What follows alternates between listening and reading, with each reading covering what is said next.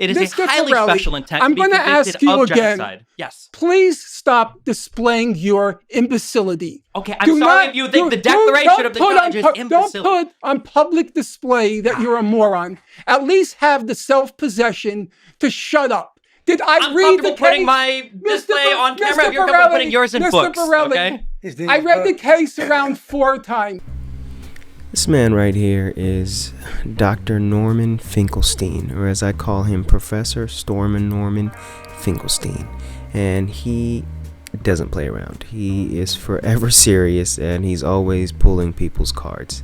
Let's dive in. Dr. Finkelstein received his doctorate in 1988 from the Dept of Politics at Princeton University. For many years, he taught political theory and is very vocal on the Israeli-Palestine conflict. He is also the author of several books that have been translated into more than 40 foreign editions. The first interaction I'm going to show you is from a speech or open forum, I'm guessing, he had at the University of Waterloo in Cleveland, Ohio. I couldn't really find much more information than that, but I did find a Reddit exchange that gives a little more context to what you're about to see. The girl student, and I am assuming that she is a student, argues that her family were victims of the Holocaust, and she believes that the Israelis have the right as a persecuted people to protect themselves by any means necessary if they perceive a threat. They perceive the Palestinians as a threat and Israel as is an important refuge for the Jews. On the opposite side, Dr. Finkelstein counters by saying his parents, were also persecuted as well, but it does not justify hurting other innocent people in the name of protecting the Jews. That's what I took away from it anyway. But here's the video, and you can be the judge. Hi. During your speech, you made a lot of references to Jewish people as well as certain people in your audience, not Jewish people in general, but certain people, especially in your audience, to Nazis. Now, that is extremely offensive when certain people are German.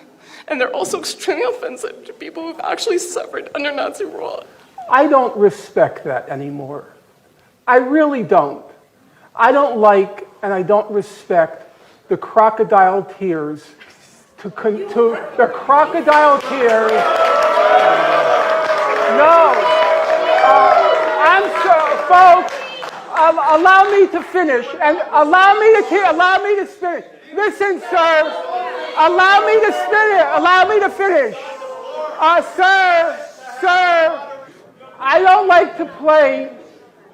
like to play before an audience the Holocaust card. But since now I feel compelled to. My late father was in Auschwitz. My late mother, please shut up. My late father was in Auschwitz. My late mother was in Majdanek concentration camp. It was at this moment he knew. He f***ed up.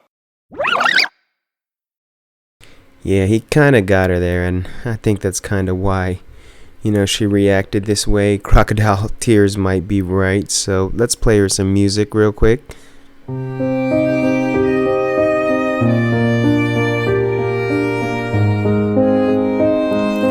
Alright, back to the video. On my father's side, the Jews did not take arms against the Germans. My late father was in Auschwitz concentration camp. My late mother was in Majdanek concentration camp. Every single member of my family on both sides was exterminated. Both of my parents were in the Warsaw Ghetto Uprising. And it's precisely and exactly because of the lessons my parents taught me and my 2 siblings that I will not be silent when Israel commits its crimes against the Palestinians. And I consider nothing more despicable than to use their suffering and their martyrdom to try to justify the torture, the brutalization, the demolition of homes that Israel daily commits against the Palestinians. So I refuse any longer to be intimidated or browbeaten by the tears. If you had any heart in you, you would be crying for the Palestinians, not for what's being done. Did that go the way you thought it was going to go? Nope. What? Next up, we got Storming Norman on the Lex Fridman podcast. Go ahead and check that out if you haven't already. He's got a bunch of good content over there. But this was a hectic debate, and I think Lex just let the reins loose for these guys because, you know, there was a lot of over-talking and not really allowing each other to respond, which made it frustrating at times to watch, but I feel like everyone eventually got their points across. Here, Dr. Finkelstein and Destiny, or Mr. Bonnell, as the doctor continually addressed him as throughout this debate, they're going back and forth on the sensitive subject that is Israel. They're discussing a recent finding by the International Court of Justice after South Africa filed a complaint against Israel, attempting to hold them internationally responsible for genocide in the Gaza Strip.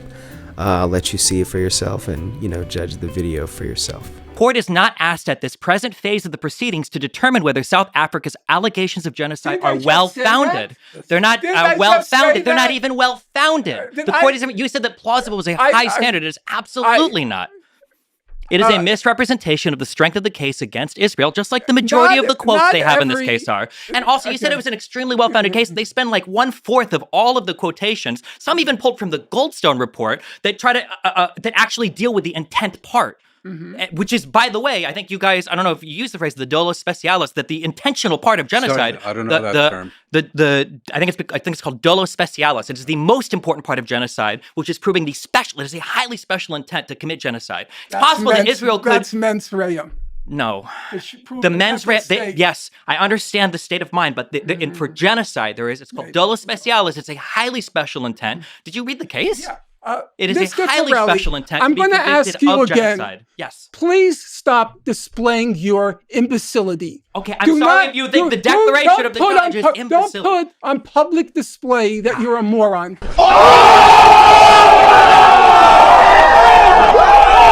At least have the self-possession to shut up. Did I read the case? Putting my display on camera. If you're comfortable putting yours in books. Okay?